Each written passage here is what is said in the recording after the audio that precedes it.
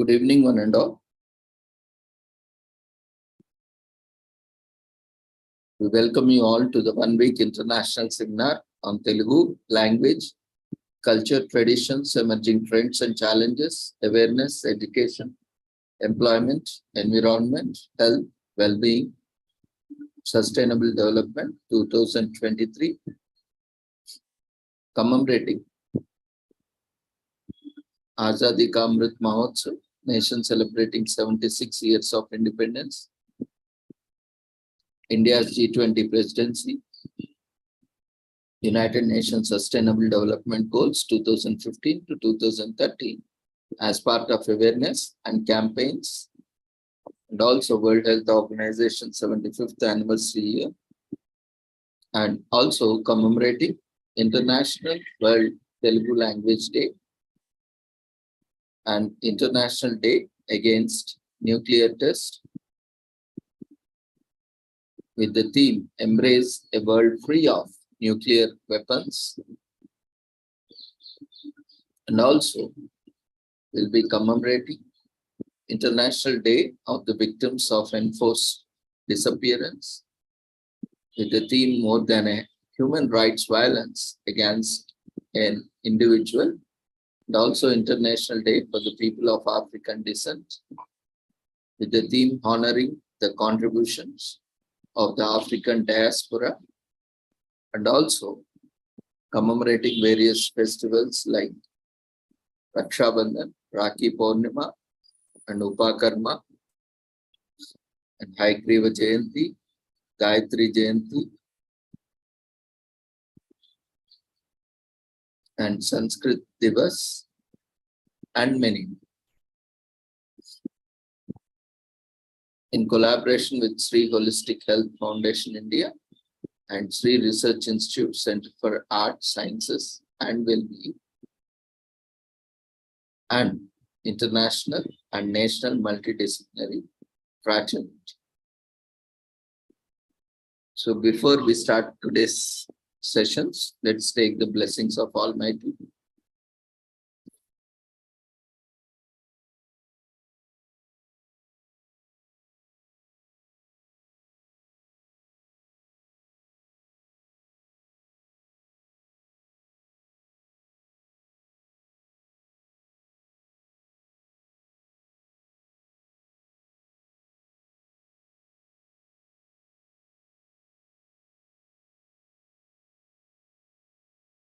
कुरुत्वं कल्याणम् आरोग्यं धनसम्पदः शुभं कुरुत्वं कल्याणम् आरोग्यं धनसम्पदः शत्रुबुद्धिविनाशाय दीपज्योतिर्नमोऽस्तुते दीपज्योतिर्नमोऽस्तुते शुभं कुरुत्वं कल्याणम् आरोग्यं धनसम्पदः शुभं कुरुत्वं कल्याणम् आरोग्यं धनसम्पदः.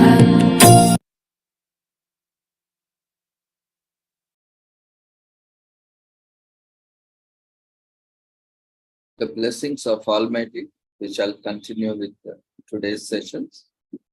Today, we are commemorating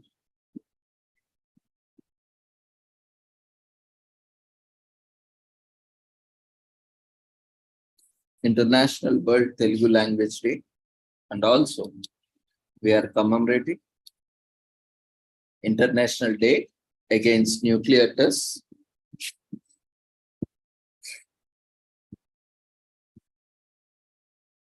Since nuclear weapons testing has begun on 16 July 1945, over 2,000 have taken place. In the early days of nuclear testing, little consideration was given to its devastating effects on human life. Left alone, the dangers of nuclear fallout from the atmospheric test, insight and history have shown us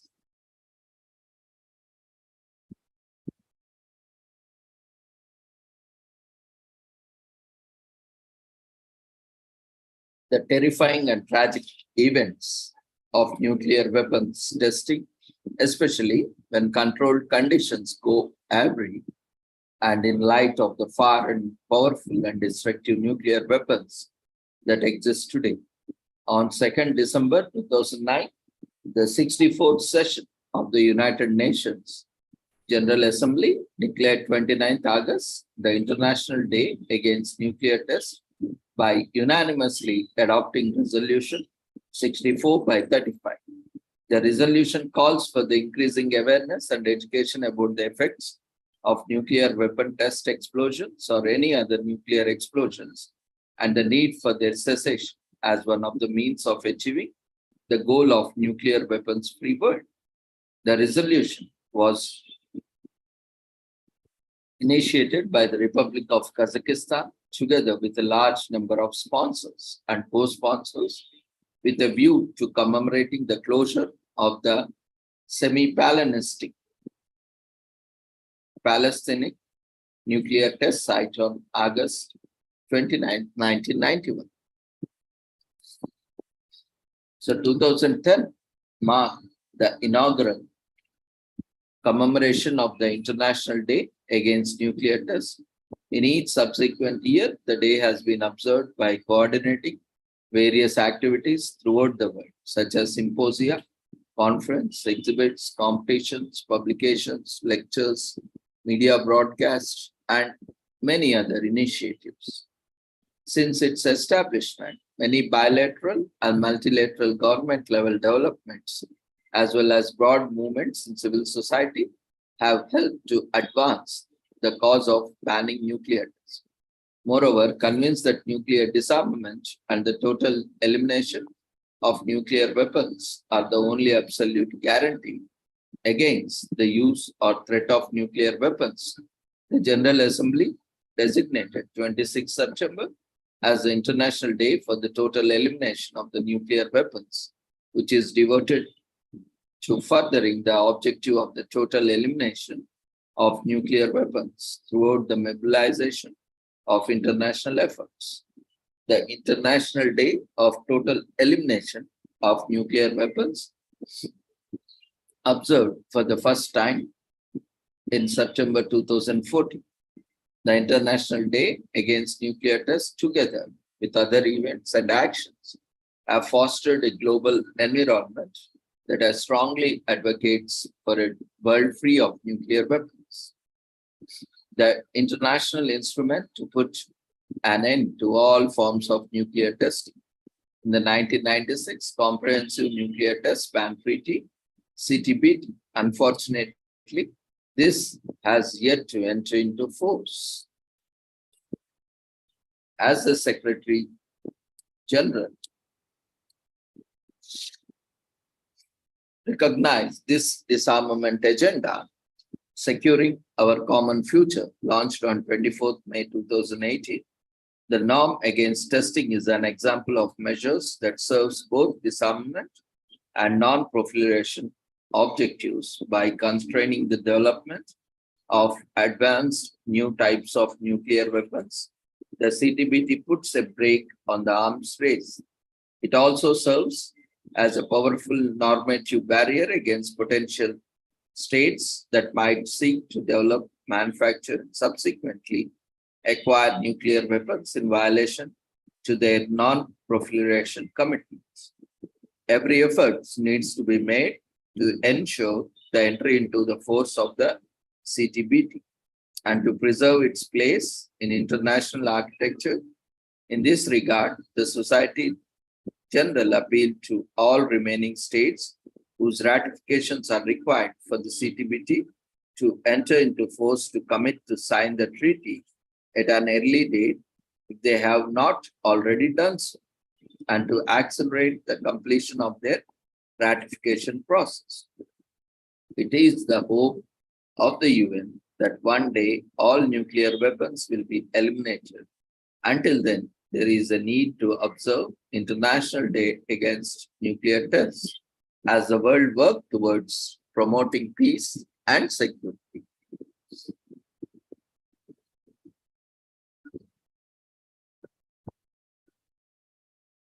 On December 2009, 2nd, the 64th session of the United Nations General Assembly declared 29th August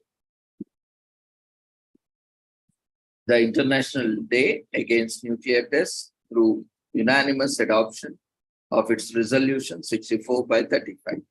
The preamble of the resolution emphasizes that every effort should be made to end nuclear tests in order to avert devastating and harmful effects on the lives and health of the people, and that the end of the nuclear test is one of the key means of achieving the goal of a nuclear weapon-free world. The main mechanism for eradicating nuclear weapon testing is the Comprehensive Test Ban Treaty, CTBT. It was adopted by the United Nations General Assembly on 10 September 1996. To date, 186 countries have signed the treaty and 178 have ratified it. For the treaty to enter into force, it must be ratified by those states which are with significant nuclear capabilities. But this stands a major problem because they are not part or partially part of the CTBT.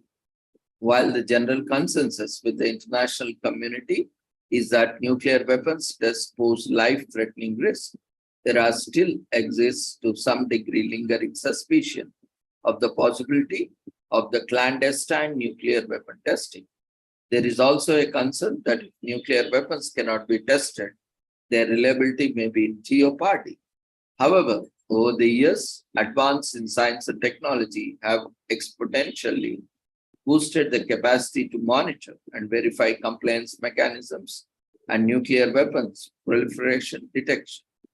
These activities and tracking tools have been initiated and developed by the professional and technical secretariat of CTBT organization, CTBTO, Preparatory Commission.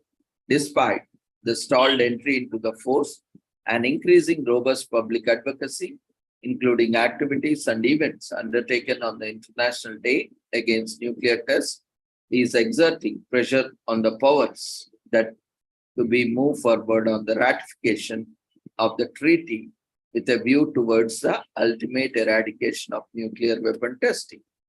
The Preparatory Commission of the CTBTO and its 178 ratifying states vigorously continue to push for the treaty's entry into force. The CTBTO international monitoring system will include 337 monitoring facilities around the world when complete. The system is more than 90% complete with 305 certified stations transmitting data around the clock to the CTBTO headquarters in Vienna, ensuring that no nuclear explosion will escape detection. However, nothing can play as crucial role in avoiding nuclear war or nuclear terrorist threat as the total elimination of nuclear weapons, bringing an irresistible end to nuclear explosion, will prevent further development of nuclear weapons.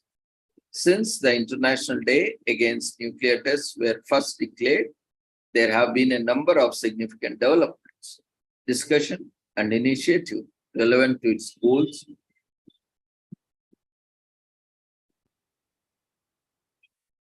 and objectives, as well as conference convened to elaborate the advance these developments. 2023, 24th July till 11th August, the first session of the Preparatory Committee for the 2026 Review Conference of the parties to the Treaty on the Non-Proliferation of Nuclear Weapons and the Working Group on further strengthening the review process of the treaty were held in Vienna.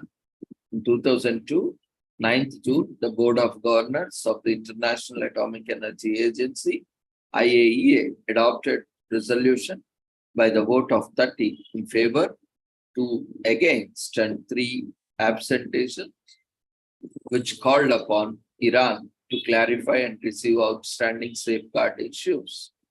21st to 23rd July 2022, The first meeting of the state parties to the treaty treaty on the prohibition of nuclear weapons was held in Vienna. First 26th August, 10th review conference of the parties to the treaty on the non-proliferation of nuclear weapons was held at United Nations headquarters in New York in 2020.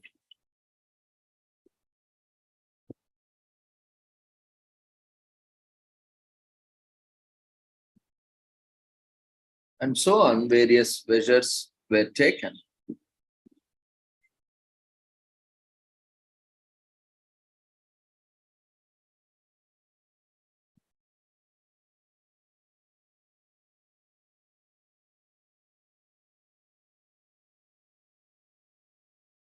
Over the decades, especially in recent years, a civil society efforts in support of the comprehensive ban on nuclear testing, for the most part, have been connected to the larger enterprises of achieving the total elimination of nuclear weapons. To bring this, the CTBT into force, NGOs, civil society, and members of the public, especially in those countries that must ratify the treaty.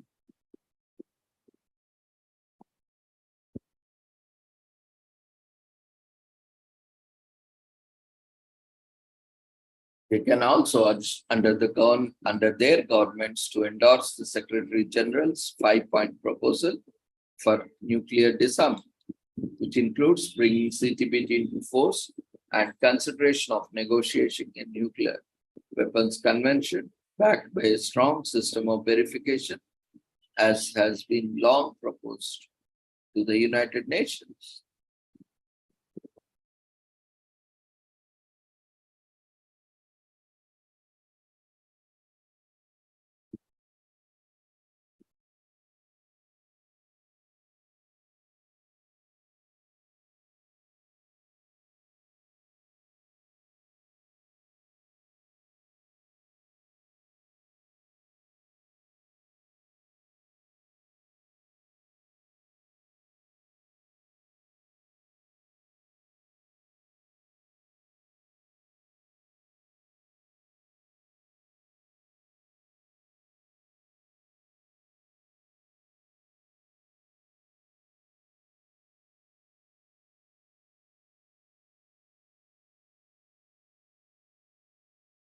Many entities such as research institutions, academic institutions, and NGOs are engaged in disarmament-related work, including in relation to the CTBT. As the Secretary General stressed in the disarmament agenda, Securing Our Common Future, launched on 24th May 2018, disarmament and non-proliferation must be at the center of the work of the United Nations and an integral part of our common efforts for peace and security, outlining a set of physical means across the entire range of disarmament issues, including weapons of mass destruction, conventional arms, and future weapon technologies. The agenda focuses on the disarmament or as a critical tool to maintain international peace and security, uphold the principles of humanity, protect civilians, promote sustainable development, and prevent armed conflict.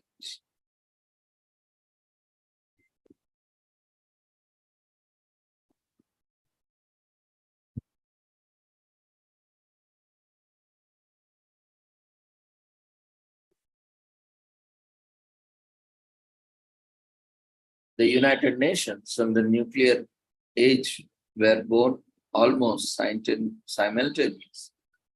The honor of the Second World War, culminating into the nuclear blasts of Hiroshima and Nagasaki, brought home the need to address the nuclear issue.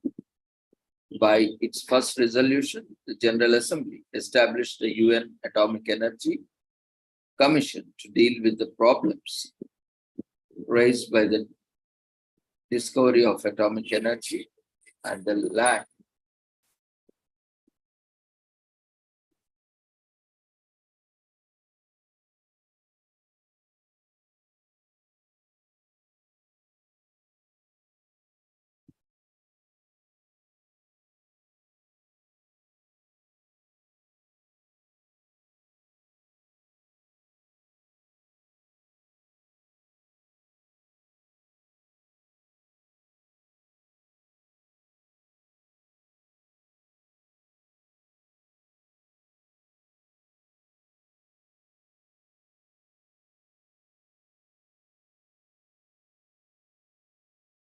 the history of nuclear testing began early on the morning of 16 July 1945 at a desert test site in Alamogordo, New Mexico, when the United States exploded its first atomic bomb. In the 5 decades between the fateful day in 1945 and the opening for signature of the Comprehensive Test Ban Treaty in 1996, over 2,000 nuclear tests were carried all over the world. And this figure can go even bigger.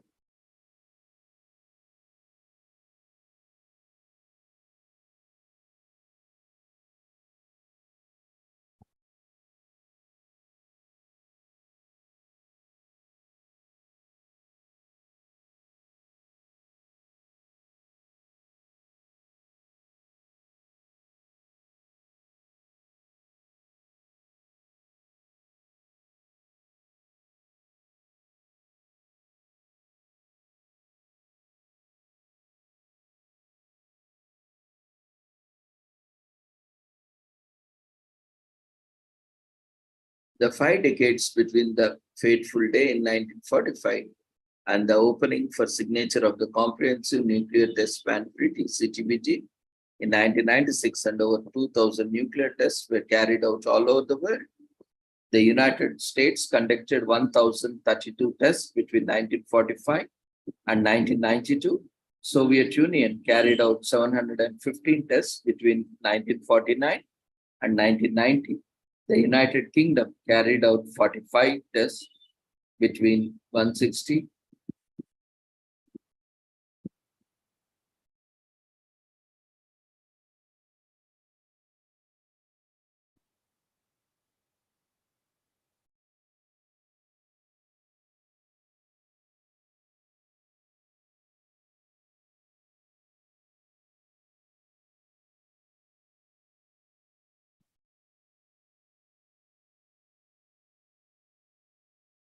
France carried out 210 tests between 1960 and 1996.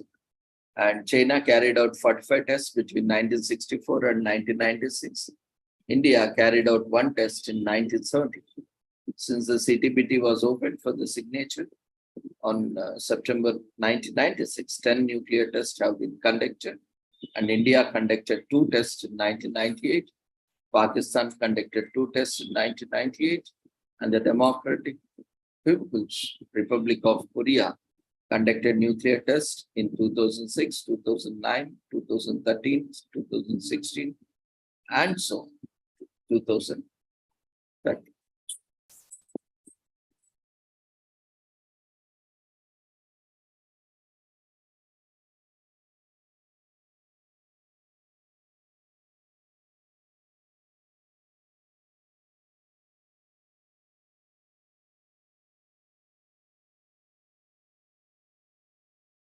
Nuclear explosions have been detonated in all environments, above ground, underground, and underwater.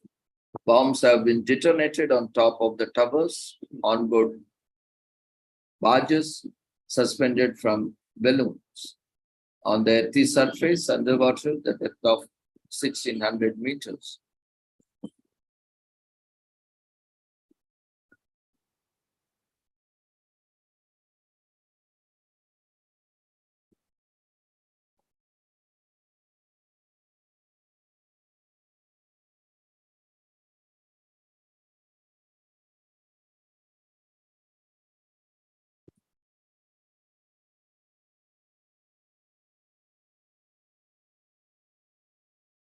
Atmospheric, there are different types of nuclear tests.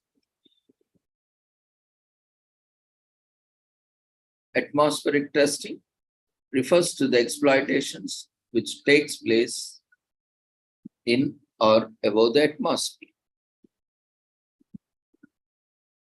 As told of the over 2,000 nuclear explosions detonated worldwide between 1945 and 1996, 25% over 500 500 bombs exploded in the atmosphere, over 200.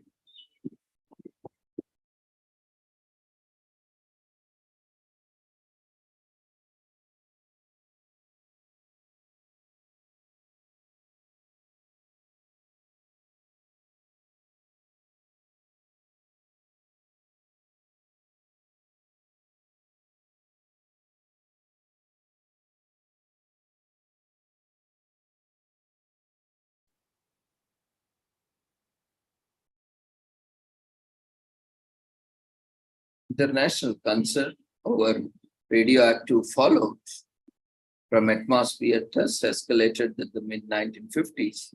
In March 1954, the United States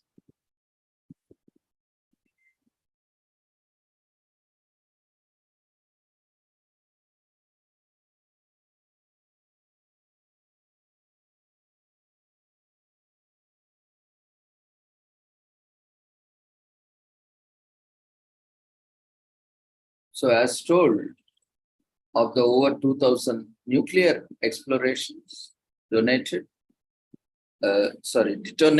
worldwide between 1945 and 1996, 25% of over 500 bombs were exploded in the atmosphere, over 200 by the United States.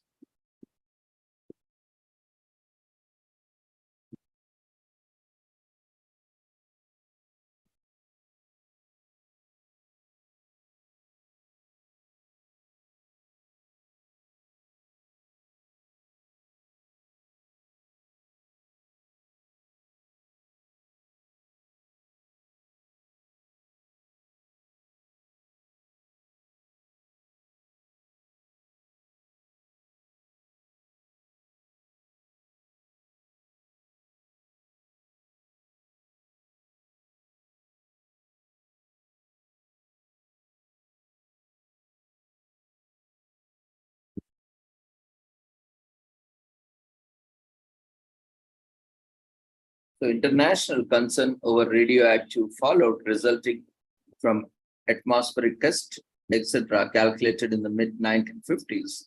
In March 1954, the United States tested to the energy hydrogen bomb to cast Bravo in the Pacific Marshall Islands. The Bravo test created the first radiological disaster in the United States.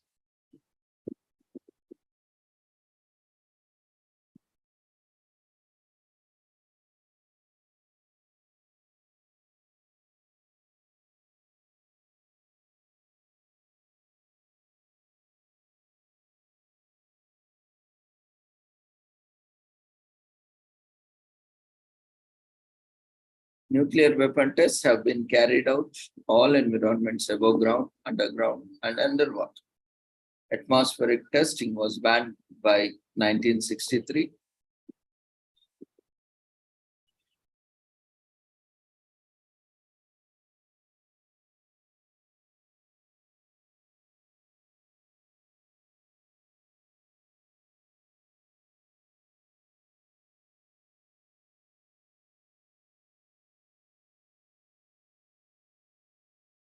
Atmospheric testing was banned by 1963.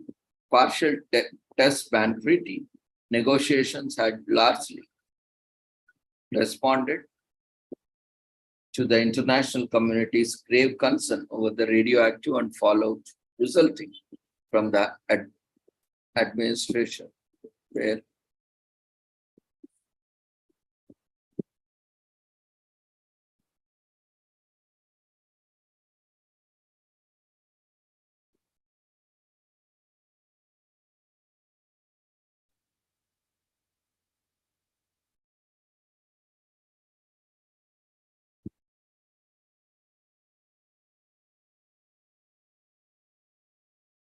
Underwater testing refers to the explosion to which takes place underwater or close to the surface of the water. Relatively few underwater tests have been conducted. The first underwater nuclear test was Operation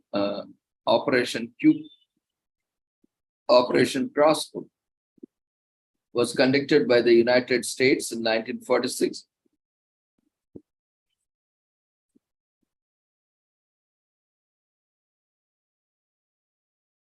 As its specific proving grounds in the Marshall Islands, and the purpose of evaluating the number of nuclear weapons used against vessels.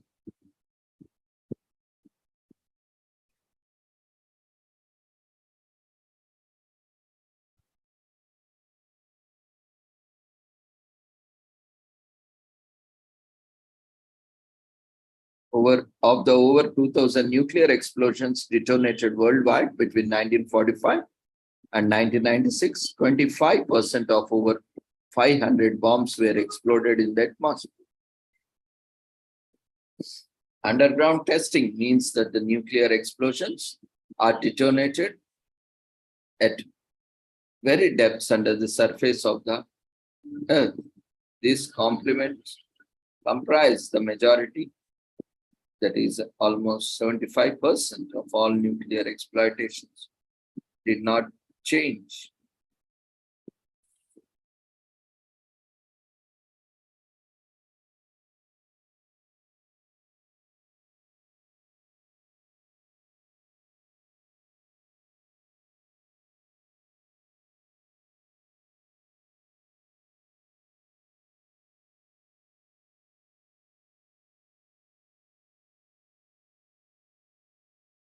But the majority of,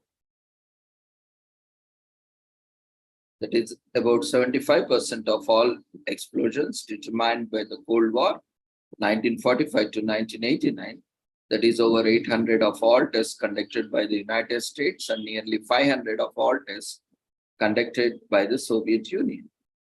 When the explosion is fully contained, underground nuclear testing intends negligible fallout compared to atmospheric testing. However, if underground nuclear tests went to the surface, then they can produce considerable radioactive debris.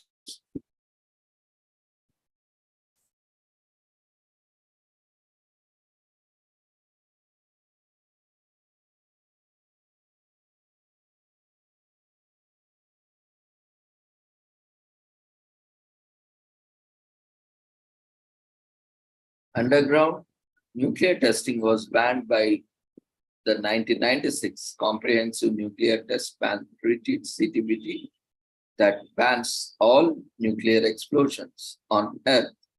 75% of all nuclear test explosions during the Cold War were conducted underground.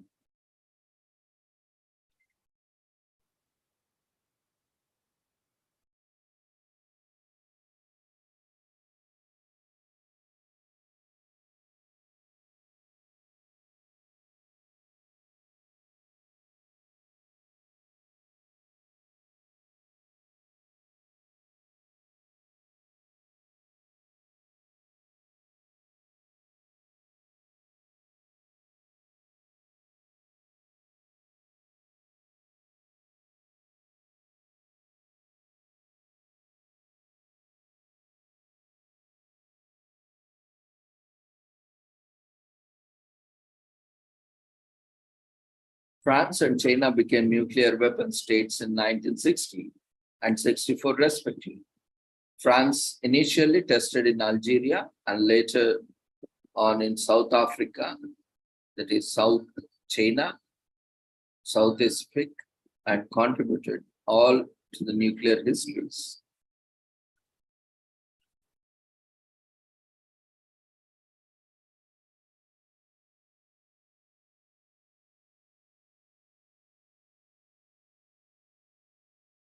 The early 1960s also saw the introduction of the only testing limitation effort that had concrete effects on how testing was conducted during the World War.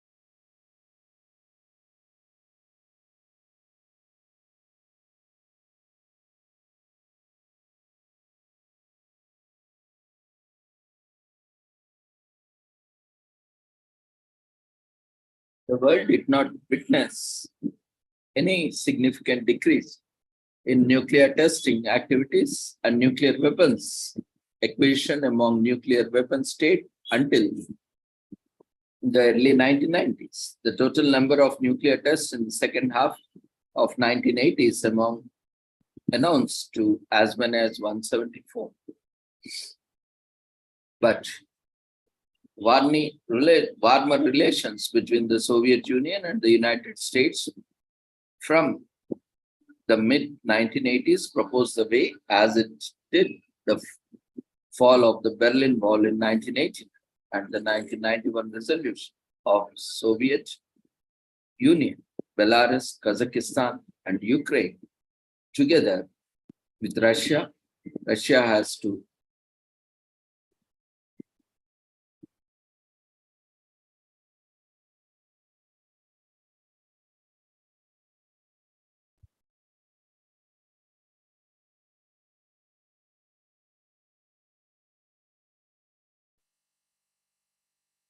ten nuclear tests were conducted between 1998 and 2017, 2 by India and 2 by Pakistan in 1998 and 6 by Democratic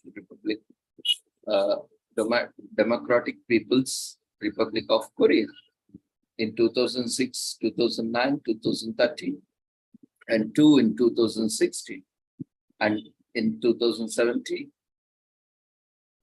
thus breaking the de facto moratorium that the CTBT had established. India conducted 2 underground nuclear tests, codenamed Shakti Power 98, on 11th and 13th, 1993 at its Pokhran underground testing site. Its contrast to India's initial nuclear test in 1974. This time there were no claims that these were peaceful tests. On the contrary, government officials were quick enough to empathize the military nature of the explosion one. The scant 2 weeks later, Pakistan reacted, conducting 2 underground nuclear tests at its Raspur range. Both India and Pakistan immediately moved to announce unilateral moratoriums, nuclear treaty, and have conducted no nuclear tests since 1998.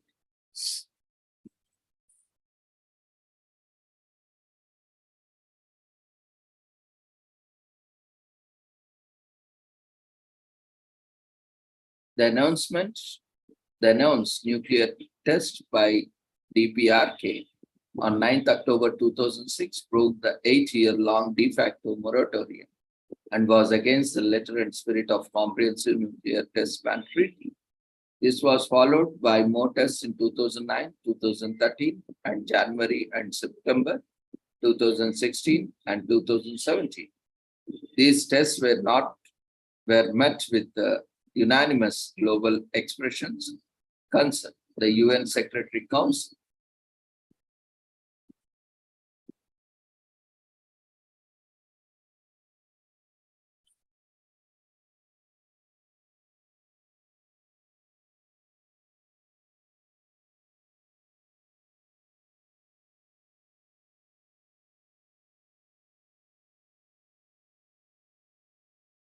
The Comprehensive Nuclear Test Ban Treaty, in short known as CTBT.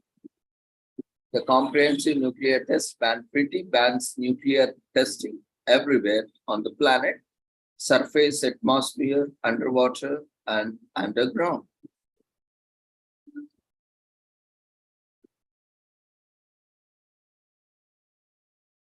The treaty takes on significance as it also aims to obstruct the development of nuclear weapons, both the initial development of nuclear weapons as well as their substantial improvement.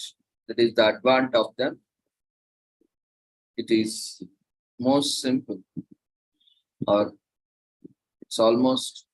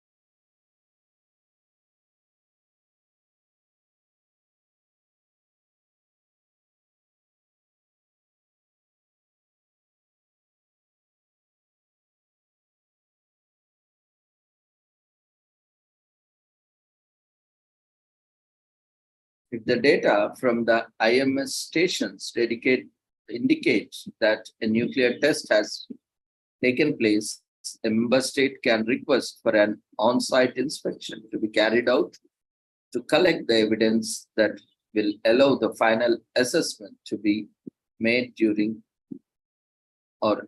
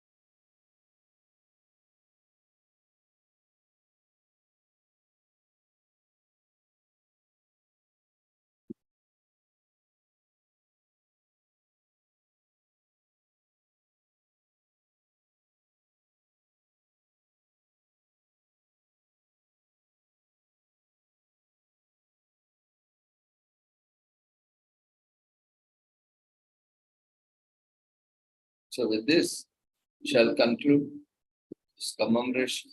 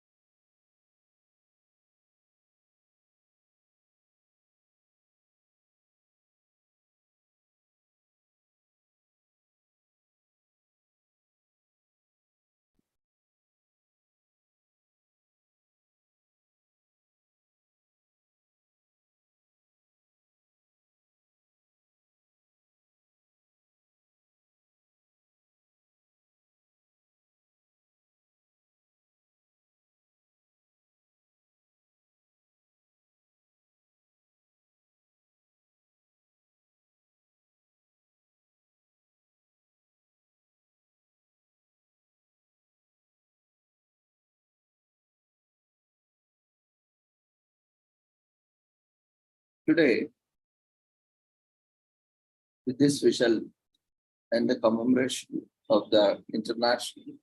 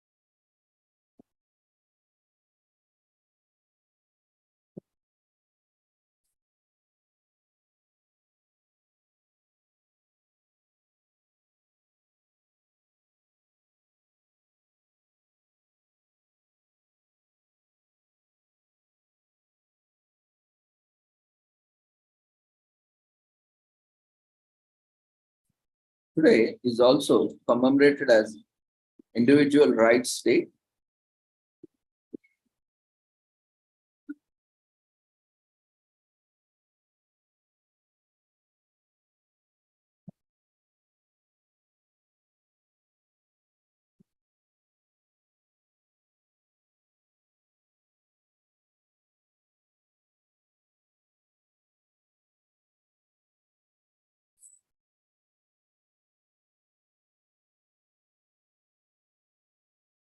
John Locke's birthday and philosophical teachings are celebrated on Individuals' Rights Day on August 29.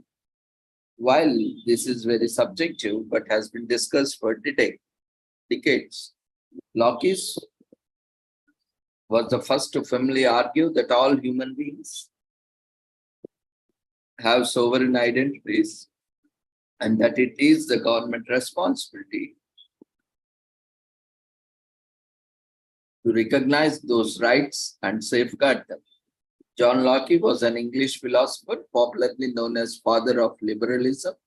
Born on August 29, 1632, he was among the most influential thinkers of his time and strongly advocated individual liberty and no rights.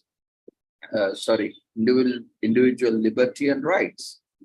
According to the Locke, anything that a man has as a matter of human rights or civil rights is to remain inviolably his, even though humans should live in a system where some of the natural rights are surrendered in return for the collectivity of society and protection. Locke still used complete liberty on how to live one's life, freedom of speech, and freedom to stand against the government as individual rights. The founder of the Objectivist Party, Dr. Tom Stevens, is a strong supporter of John Locke's philosophies, especially those regarding the very foundation of society, the individual. Dr. Tom Stevens, the founder of Objectivity Party, supports John Locke's philosophies regarding the rights of society's smallest minority and basic unit, the individual. The exact date is unknown, but Dr. Stevens is credited for creating an annual celebration.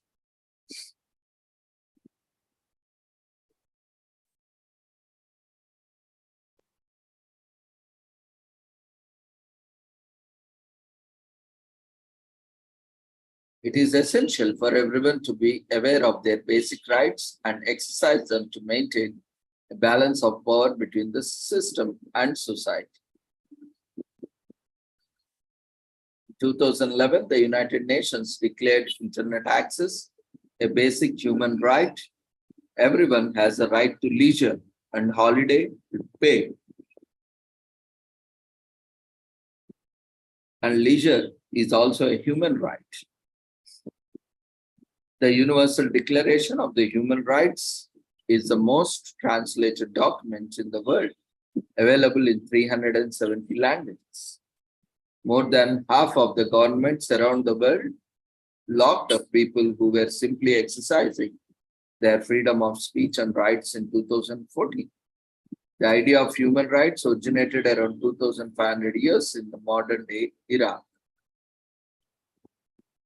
So today, many people are becoming self-aware and more importantly, aware of their rights. Days like this, Individual Rights Day, reiterate freedom and counter oppressive ownership of people. The United States of America guarantees freedom to its people, which is truly a privilege that everyone should savor. Freedom and equity of all is the way to go, and we love it.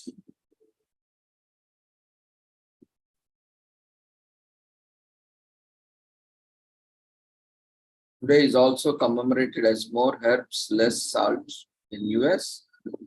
By reassessing your sodium intake, we understood that maintaining a balanced, healthy diet is easier said than done, especially since the flavor suffers the most, but healthy eating is no longer bland and boring.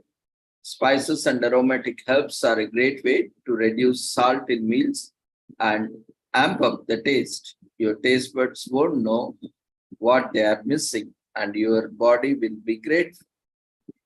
The origin of herbs, More Herbs, Less Salt Day was created in an effort to make people analyze their diets and reduce the amount of sodium. As one of the key ingredients in most meals, the shaken on the top of the food, the recommended daily amount of salt is exceeded without most people realizing. Salt isn't exactly bad for us, but as with everything, too much of good thing can be more harm than good. Sodium is an important electrolyte needed by our bodies for nerve and muscle function.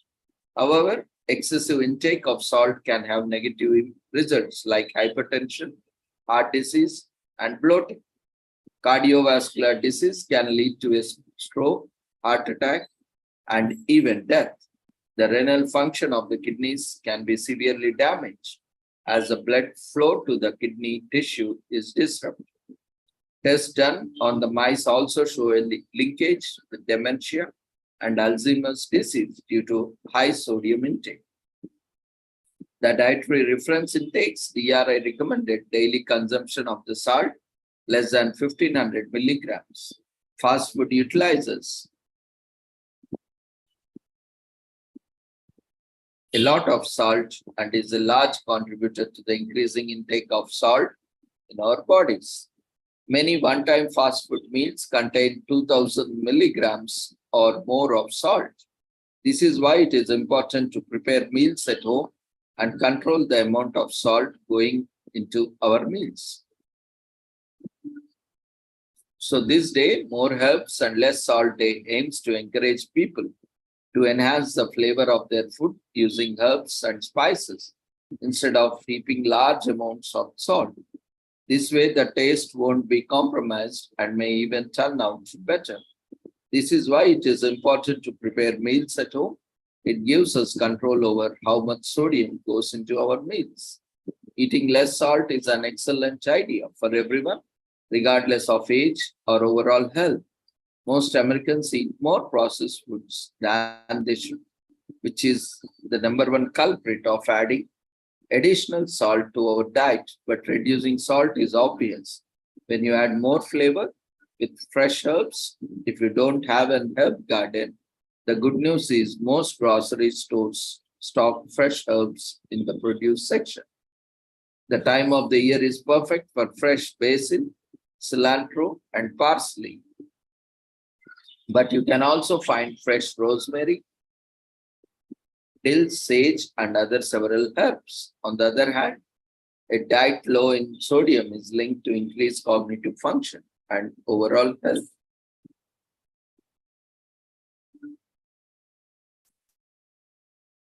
Salt is an essential nutrient for the human body, balancing fluids in the blood and regulating blood pressure. It also supports healthy muscle and nerve functions. The main difference between sea salt and table salt are in taste, textures, and processing. Celtic salt has the least amount of sodium and the highest content of magnesium and calcium. A spoonful of salt exceeds the daily recommendation amount of sodium. The Center for Disease Control and Prevention reported that the average American consumes 3,400 milligrams of salt daily. This is nearly 35% more than the recommended daily intake. The more salt we eat, the more calcium we lose from our body through urination. This also makes us vulnerable to diseases like osteoporosis. According to the study published in 2014 Journal of Cancer Treatment and Research, a high salt diet is linked to the stomach cancer. Some studies found that the salt affects our brain the same way some drugs and cigarettes do. So salt is sometimes addictive.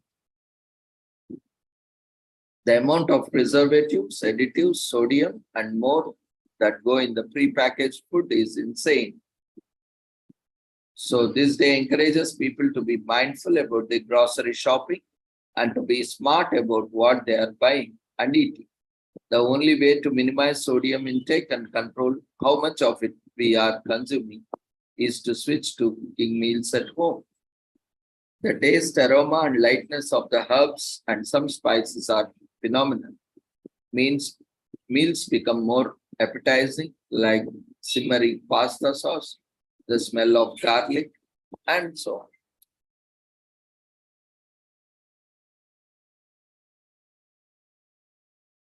Today is also commemorated as National Sports Day in India. As India celebrates National Sports Day on the birth anniversary of hockey hero Major Dhyan Chand. In 2012, the day was declared India's National Sports Day. Major Dhyan Chand was a legend in Indian and international hockey. With victories of the Summer Olympics in 1928, 1932, and 1936, he was instrumental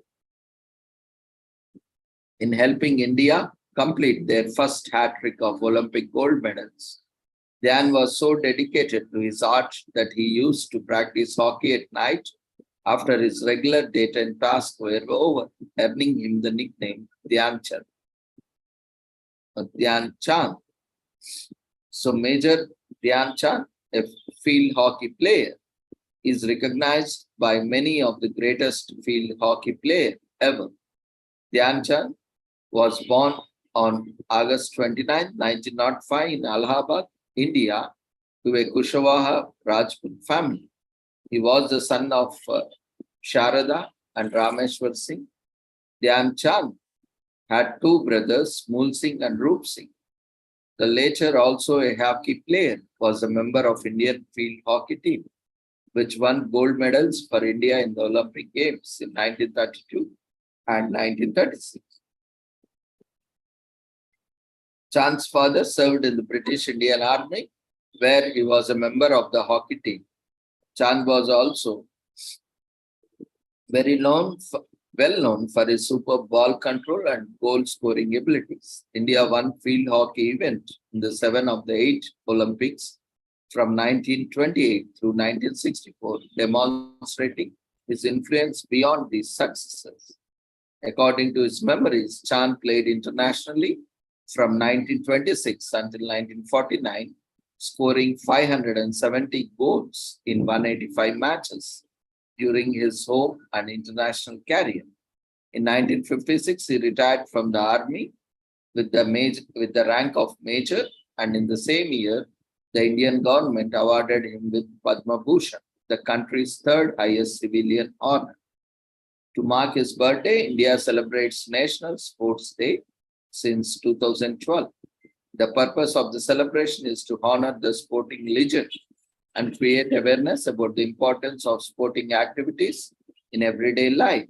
With a focus on fitness and health, the President of India bestows key honors on this day, including the Khel Ratna, Arjuna Awards, Dronacharya Awards, and Dhyan Chand Awards to famous sports luminaries.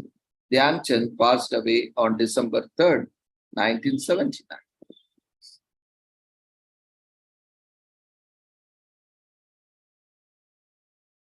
There are 320-minute periods of actual play with the rest intermission between each period in hockey.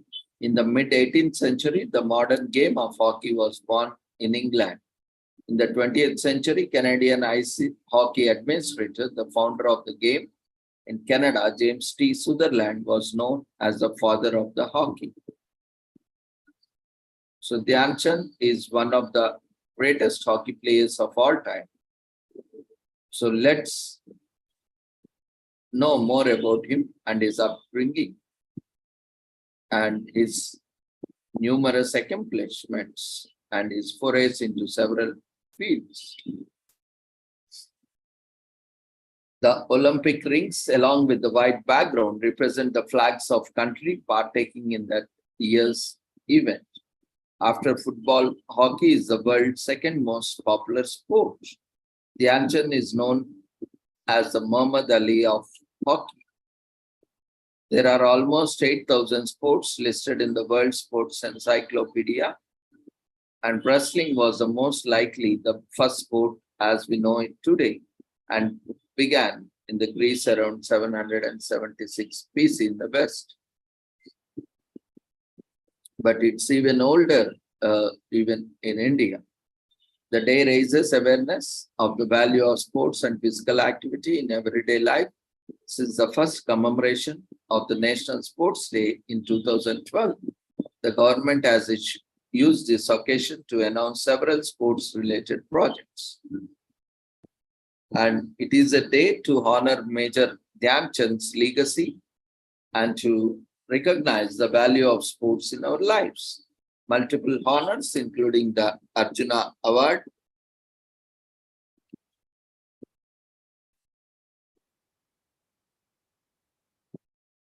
and the Dhyan Chand Award, are presented to the sporting heroes to recognize their contributions to the sports. We can join in the joy of another's hand-won victory through sports.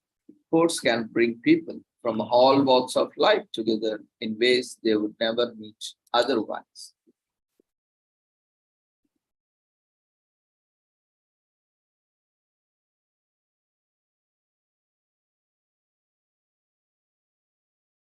So now it's time for the Onam celebrations across India and the world.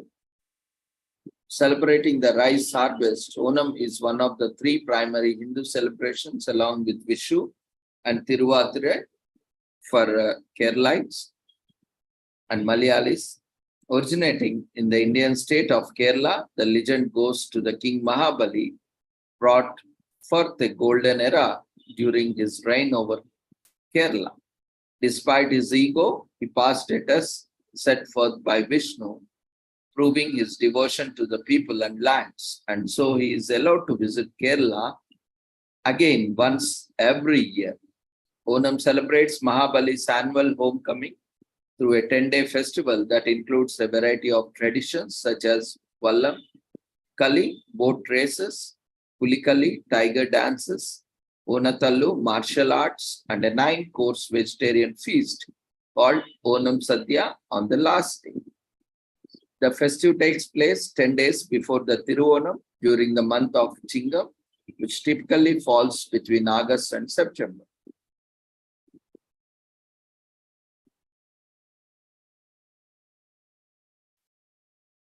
Onam is a 10-day festival that is observed in Hindu culture, and it is a harvest festival that welcomes the mythical king Mahabali. Mahabali was a demon, but renowned for his generosity and good heart. His popularity incited jealousy in the gods so that they asked Lord Vishnu to help them. As Mahabali was a devout worshipper of Lord Vishnu, the latter aided the gods in their cause, but did not initiate a battle with Mahabali. Lord Vishnu, transfigured into a Brahmin dwarf named Vamana, and headed to the Mahabali's kingdom with a request to have the right over the property measuring 3 paces. Mahabali obliged and fulfilled Vamana's wish. The 10 days of Onam are Atan, Chitra, Chodi, Vishakam, Anilam, Triketa, Moolam, Puradam,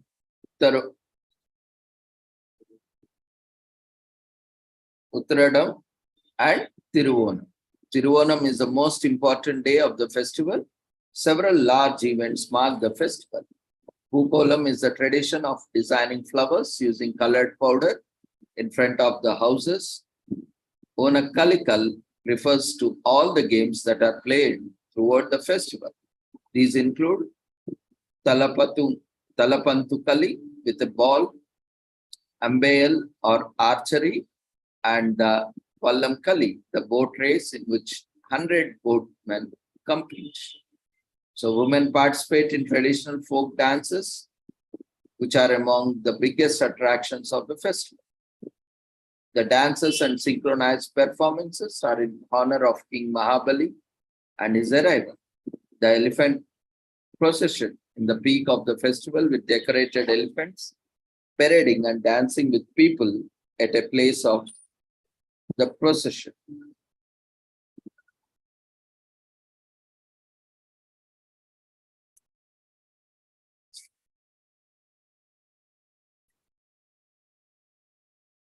The earliest record reference to the Onam is a Tamil poem, Mathura Kanchi.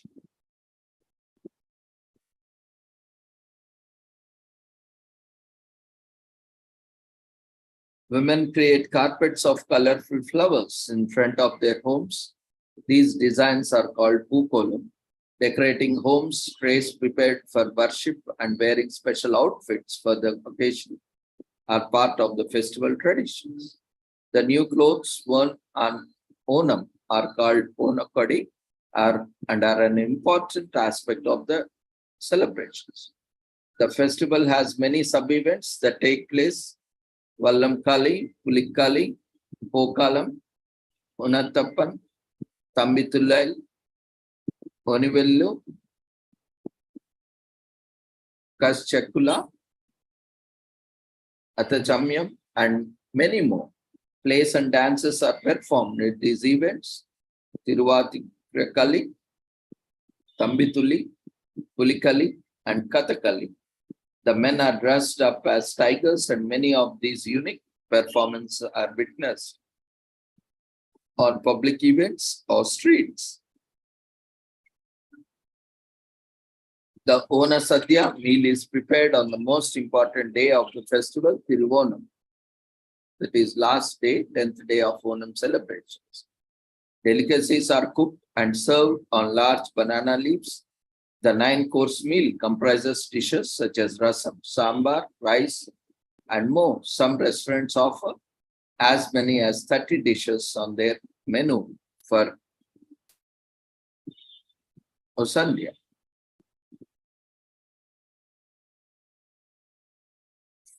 Onam is primarily Hindu festival, but it is celebrated by all communities, including non-Hindus. The Onam festival celebrates the arrival of the legendary King Mahabali, who is believed to visit Kerala every year. So in the early morning of the first day of Onam, head to the temple, offer prayers for King Mahabali's arrival, and seek blessings. If you live near Tirupuntira, join the largest procession that will be taking place. Follow the tradition of leaving food or small items upon reaching your destination. Tirupuntira is a significant, and many believe that it is close to where the demon king left for the other world. So go all out to make your space a good zone for King's arrival. Tidy and clean your home. Decorate as elaborately as you can and create colorful Pukolam flower designs outside your home. The festival is secular, so people from all walks of life can join in. The food prepared during the 10 days of Onam is elaborate and there is a lot of variety. It is common to gift gold coins, silver coins, clothes, accessories, or gadgets to friends and family, and gifts are part of the tradition.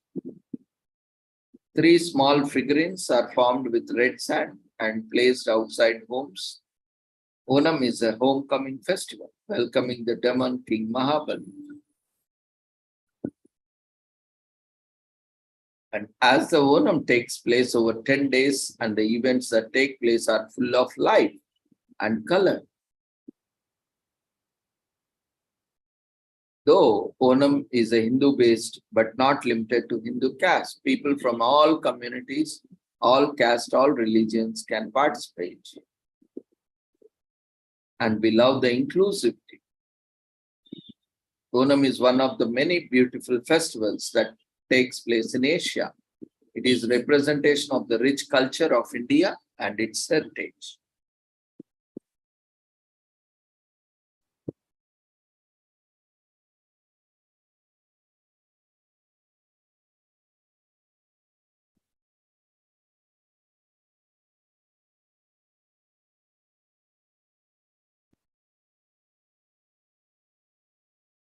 Today is also commemorated as International and World Telugu Language Day. Telugu language has a long history of more than 5,000 years. In the first phase, it was inscriptions that the language took literary shape. Telugu language has been accorded classical status along with Sanskrit, Tamil, and Kannada by the government of India. Telugu is a verbal ending language. It is one of the 4 Dravidian languages belonging to Dravidian family. Telugu has been hailed as Italian of the East because of its melodious quality.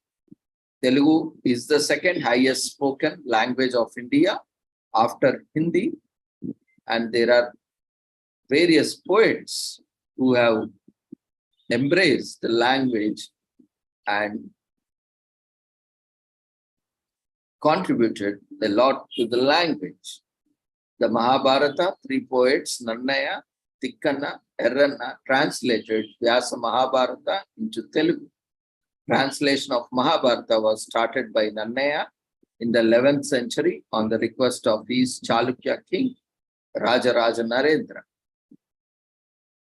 Nannaya wrote 2.5 parvas, and Tikkanna wrote from 4th parva till end. Erranna completed the part left out by Nannaya in the 3rd Aranya Parva, and these 3 are known as Kavitraya, the poet trinity.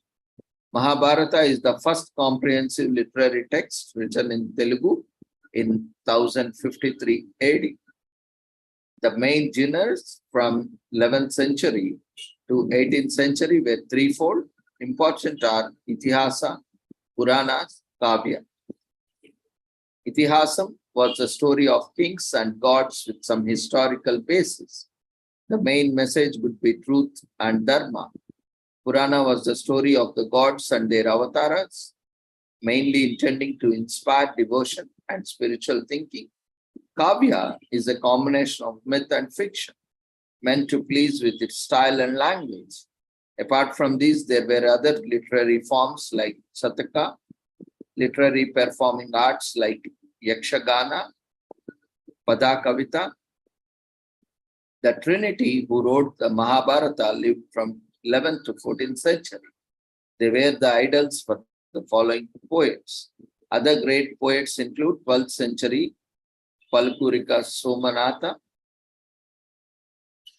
Nannechoda, 14th century Nachna Somana, 15th century Srinatha, Potana, etc. Some renowned women poets were Talapaka, Timmakka, Mulla, Rangajamma, Muddupalani, Ramabhadrambha, Tarigona Vengamamba, Tarigonda Vengamamba, and many more. And various Bhakti movements like Vaishnavism, Shaivism were major movements in the Telugu literature from 12th to 15th century. Veerashaiva religion, inspired by the Similar movement from neighboring Kannada language was popularized by the works of Palapurki Somanatha. Tikkanna, one of the great poet Trinity, responded to the rivalry between these two sects by declaring his religion as Hariharadvaita, a combination of Shiva and Vishnu. Vaishnavism was at its zenith in two poets of 15th century, Potana and the classic poet who translated Mahabhagavata, and Annamaya, the harbinger of musical literature, Pada Kavita in Telugu. The 16th century during Vijayanagara rule is known as the golden age of Telugu literature. Sri Krishna Devaraya, the renowned king of Telugu and Kannada speaking areas, is hailed as the greatest patron of literature and arts.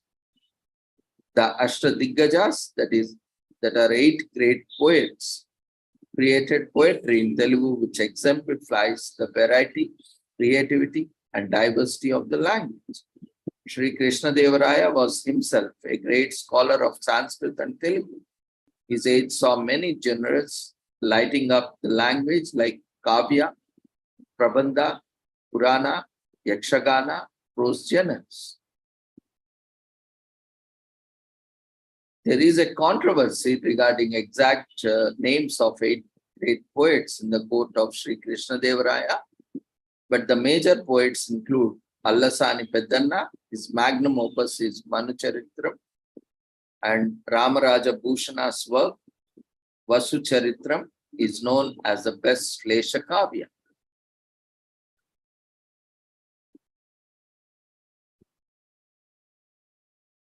Nandi Timmanna's Parijata Paharanam, Tenali Ramakrishna's Kavi Panduranga Mahatyam, and Pingali Surana's Kala Purnodayam are other equistic kavyas that brought glory to the Krishna Devaraya's court. The 17th and 18th century are referred as degeneration age in Telugu literature, mainly because most kavyas were imitative of the old ones. The few sparks in the age consisted of King of Tanjore, Raghunatha Nayaka's patronage to performing arts, women poets, and his own scholarly writings. The birth of the great poet of the masses, Vemana, in 18th century, ushered in a new form, the satire in Telugu literature. The 18th century saw the birth of Saint Tyagaraja, the father of Carnatic music. Modern literature can be said to have started in the second half of 19th century. Reformation movement of Bengal, advent of printing press, English education, influence of English literature were some of the reasons for modernity in literature. Kandukuri Veerashalingam Pantulu is accepted as the first modern thinker and writer in Telugu. He introduced many genres like social novel, one-act play, essay column, prose satire, biography, and autobiography. The 19th century saw the emergence of common man as protagonist in the literature for the first time. It also saw new genres like novel, prose, drama, journalistic writing, and the very first modern play, Kanya Shulkam by Gurazada Apparao. The literature of this period was greatly influenced by English literature in both content and form. And various Reformation movements in between 1905 and 1920. This movement was dedicated to the women education, eradication of child marriage, and encouragement to remarriage. Major writers during this movement were Kandukuri Veerashalingam Pantulu, Chilakamarti Lakshmi Narasimharao Narasimham Pantulu, Gurujada Apparam. This legacy was carried over by later writers like Sripada Subramanya Shastri, Chalam, Gurujada Apparao, who added another dimensions to the reformist movement. He criticized the pseudo reformers. He sympathized with the fallen woman and believed that modern women will rewrite history. This was the result of inspiration from William Wordsworth, G.B. Shelley, John Keats, major poets of England. The main focus in the poetry was on nature, pure love, dignity of women, spirituality, sentiment, and on the whole, it was totally subjective. Lyricism is the main feature of the poetry. Simple language, great imagery, novel expressions make this poetry enchanting to all generations.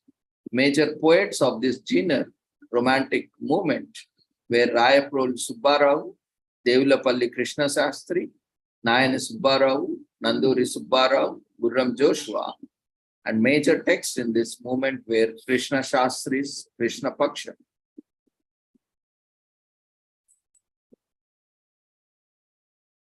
While the nationalist movement in between 1905 and 1945, this poetry was inspired by Bengal nationalist leaders and later by Gandhiji. This poetry brought in new genres, poetic biography, elegy, long kavyas apart from Kandakavya, song, and Shatkam. Main poets and writers were Chilakamarti, Rayaprolu Subbarao, Tummala, Sita Ramamurthy, Gurram Joshua, Adavi Bapiraju, Mahidhara Ram Mohan Rao, Dasarathi Rangacharya. It was the antithesis of the Romantic movement. Romantics spoke about themselves, progressives spoke for others. Marxism was the ideology behind progressive poetry. It was called for egalitarian society. The major poets were Sri Sri, Narayan Babu, Patabi, Dasarathi, Kundurti, Arudra, C. Narayan Reddy. This poetry influenced a few generations of poets from all ranks of society. Major text of this poetry is Sri Sri's Mahaprasthana. The Naxalbari movement of the West Bengal and the following Naxalite movement in northern Andhra Pradesh laid down the foundation for this literature for revolutionary movement in between 1970s and 80s. Commitment to and involvement in armed struggle was the main slogan of this poetry. Major genres in there were free verse, song, and Burrakatha. Major poets were Varavar Rao, K. Shivareddy, Shivasagar, Gaddar, Vangapandu Prasad Rao, Cherabanda Raj. Feminism became a movement with the role of realization by women writers of the role played by patriarchal values in degrading women in the name of tradition. Main subjects are discrimination in the name of gender, domestic violence, sexual harassment, abuse of women's body, double standards in society morals, etc. Major writers were Abburi Chaya Devi, Jayaprada, Olga, Kondepudi Nirmala, P. Rajani, K. Satyavati, Gattasala Nirmala, Uppili Padma, C.H. Swarupa Rani, Jopaka Subhadra, and many more. Feminism is in three layers. Feminist writing from the point of women, irrespective of social status, Dalit feminist writing, and Muslim women writing. Major text is compilation of feminist poetry is Neel Meghal. Dalit writing called for the self-respect to infighting domination of upper caste in all fields of life in between 1980 and 2000. The main concepts were to establish their identity, fight for their rights denied in the past hundreds of years, rewrite mythology and history from Dalit point of view. The ideology and message of Dr. Ambedkar was the inspiration behind this movement. Major writers of this movement were from the Esther years, Gurram Joshua, Koi Bhimamna, Satish Chandar, Teresh Babu, Shikamani, Yendluri Sudhakar, Chilkuri Devaputra, Swami, and many. This movement also developed layers, the subsect in Dalits writing their own poetry, the Madhika text and the Mala text having their own identity. A major novel in this area of writing is Kalyan Rao's Antarani Vasantam.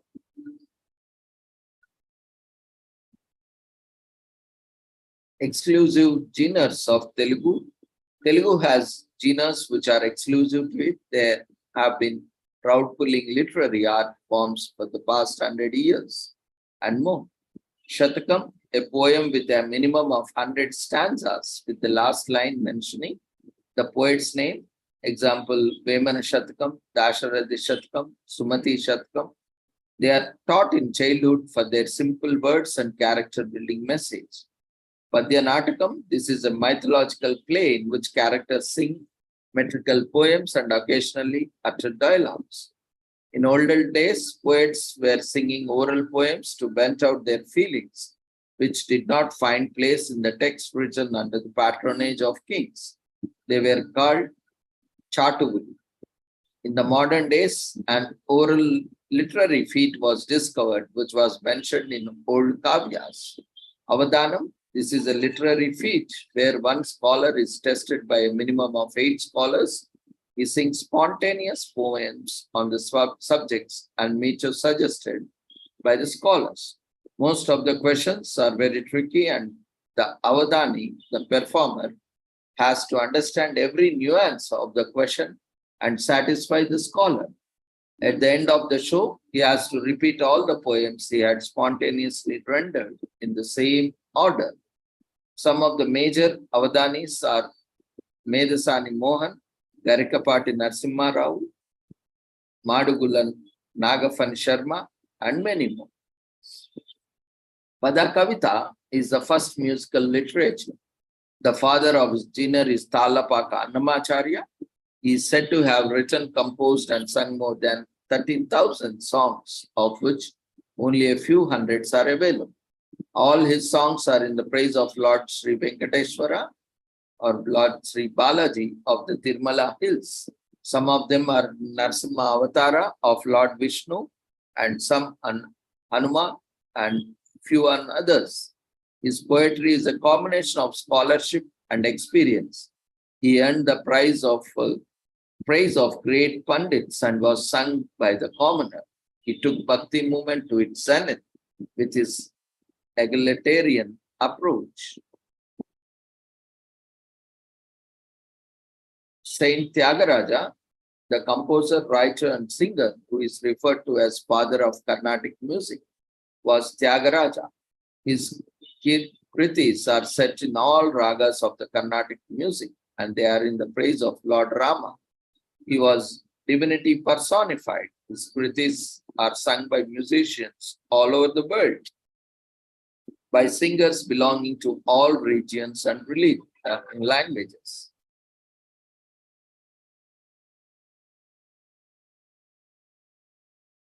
Sri Ramadas, a devotee of Rama of the 17th century, who ushered in group singing through his compositions. His original name was Kancharla Gopanna, but because of his unflinching devotion to Lord Rama, he was named Bhakta Ramdas. His songs are hailed as direct dialogues with Lord Rama, and his works include songs and the very popular Dasharatha Shatakam. In modern age, Surabhi Theatre was the main performing theatre of the Telugus. Its exclusive feature was that it is run by only family members. All the artists and technicians are from within the family. Since its inception in 1899 to this day, it has been a favorite with the audience. The technology on the stage created Surabhi Theatre is unique. Telugu literature has produced 2 Jnanpith awardees. Vishwanath Satyanarayana, one it's for his traditional kavya, Ramayana, Kalpavriksham in 1970. Dr. C. Narayan Reddy won it for his long poem in free verse, Vishwambara, in 1988.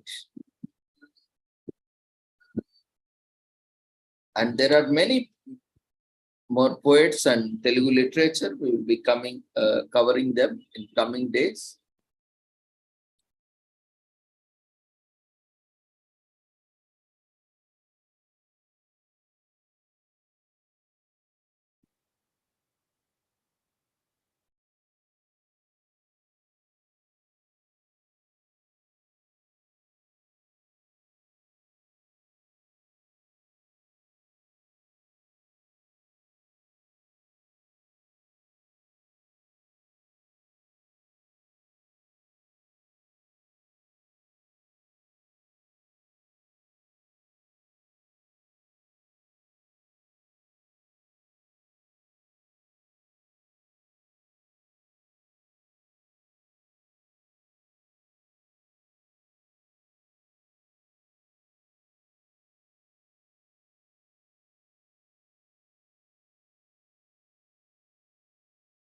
So today, Telugu Language Day is commemorated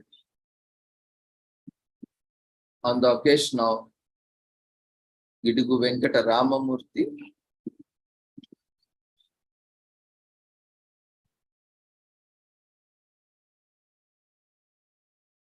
who is a pioneer for the movement of Vyavaharika Bhasha, that is colloquial language.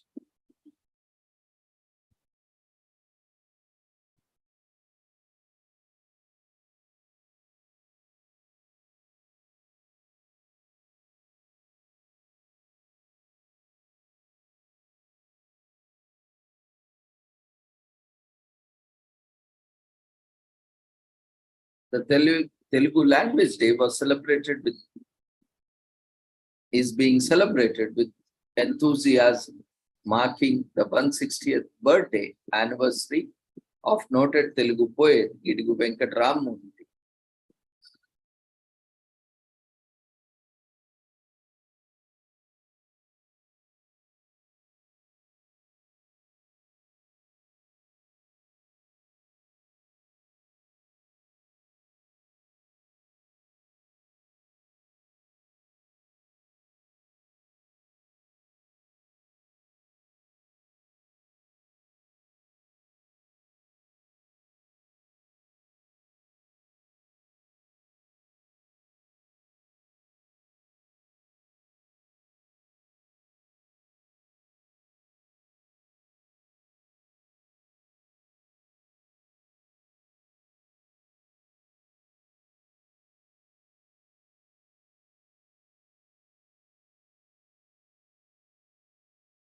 Gidugu Venkata Ramamurthy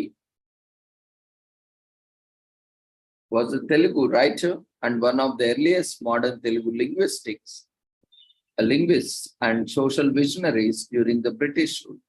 He championed the cause of using a language as a comprehensible to the common man, Vyavaharika Bhasha, as opposed to the scholastic language, that is Grandhika Bhasha.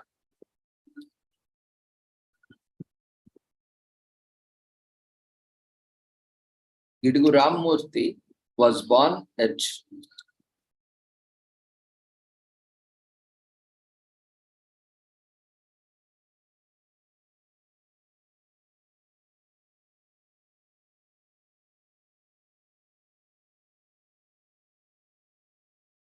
Parvatalpeta, Srikakulam, near Vamshadhara River on the border of Orissa, then part of Madras Presidency. His father, Veeraraju, worked as revenue inspector and died when Ramamurthy was just 12 years old. It was a struggle for him to survive. He studied privately and passed the matriculation, staying in his sister's house, and began his life as a teacher in Gajapati Maharaja School.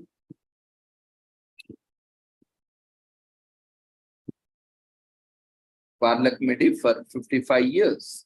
Albeit being a historian as well, Ramamurthy was unable to read Shashanas on stone tablets clearly. To understand them, he studied books that were imported by Vijayanagara Maharaja's son, Kumar Raja. He studies various language scripts and other. After deciphering the Shashanas, he wrote books on language and scripts. Ramamurthy has studied many languages and comprehended the philosophy of language. He pleaded for lucidity in textbooks. In his time, there was only a poetic approach and never a prosaic treat. He launched a monthly title, Telugu, to drive his point. Gidugu gave a social base to Telugu literature and rendered services to the tribals, especially the Savaras in Parlakamidi area of Srikakulam agency area, and tirelessly worked for the development of tribal languages. He gives Savara languages script and prepared lexicons. During his research for Savara language, he had to travel in the forest, resulting in excessive use of quinine, due to which he became deaf.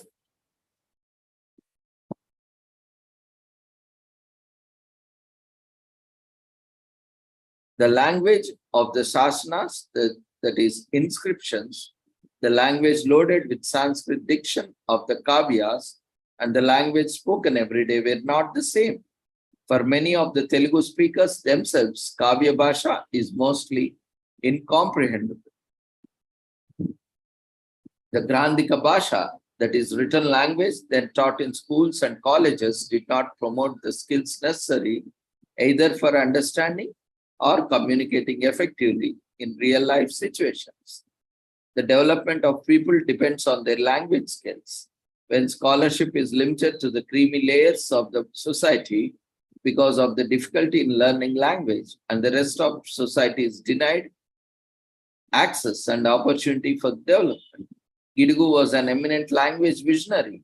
As a pedagogue, he was decades ahead of his time. He recognized the primacy of oracy and the efficacy of the by now accepted direct method of language teaching. For teaching Telugu, he wanted the spoken language to be the medium of instruction. This engulfied him in a war with the orthodox Sanskrit educated Pandits, which sometimes turned vitriolic. Due to Gidugu's tenacity and commitment, Shishta Vyavaharika, that is standard, current, and spoken language, gained currency and acceptance. To drive home his pedagogic, literary, humanistic, and modernizing thoughts, Gidugu boldly, unwittingly, and persuasively used the press, publication, and the public platform, social discourse, and even pamphleteering, never once losing his cool and objectivity in argument. Between 1910 and 1914, he went about talking, arguing, convincing, making rapid strides even in the face of stiff opposition.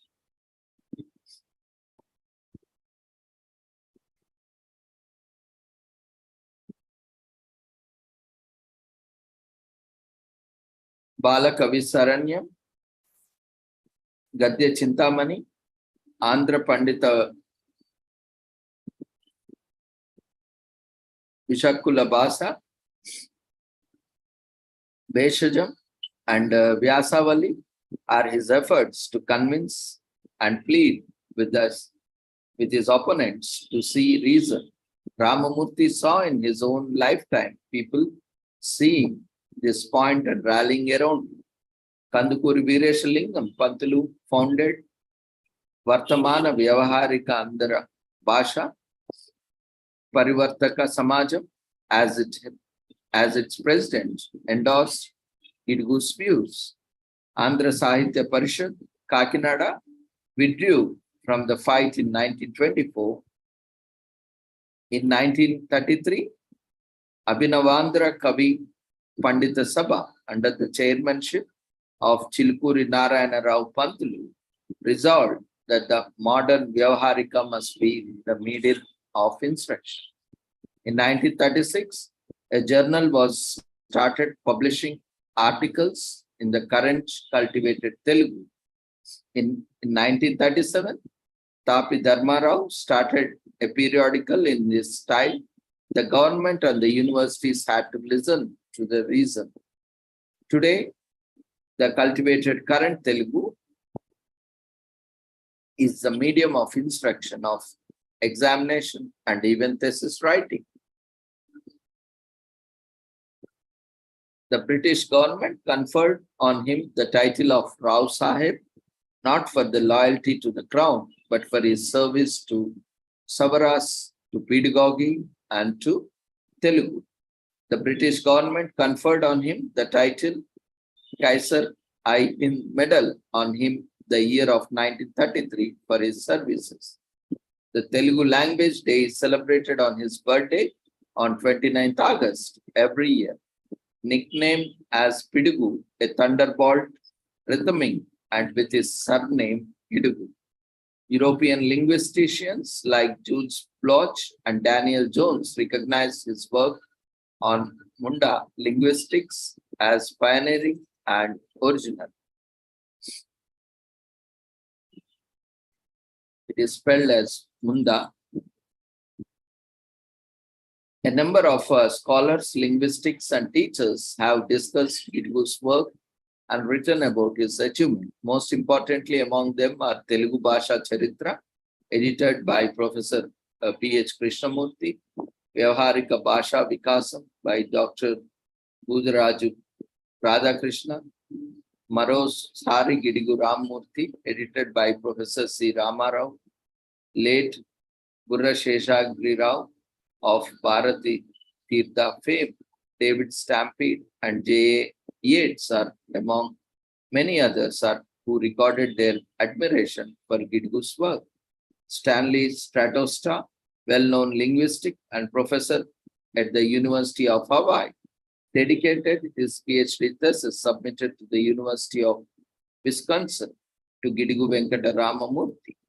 Gidigu Venkata Ramamurthy Jeevitam Rachanalu by Professor Dr. Dasharathy Narsaya were few references on the research on Gidgu's work. So once again, we pay homage on this 160th birth anniversary to the great poet Gidigu Ramamurthy on the occasion of Telugu Language Day, which has significantly made a difference that now Telugu language has become a common man's language.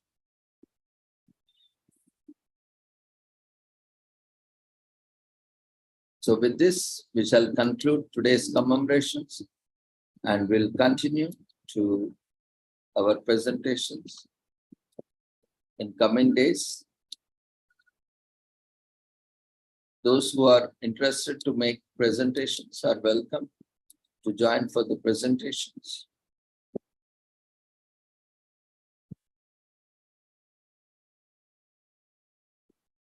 We request everyone to quickly fill up the feedback form before leaving the platform. See you all tomorrow with the same link at 6 p.m. Take care. Good night.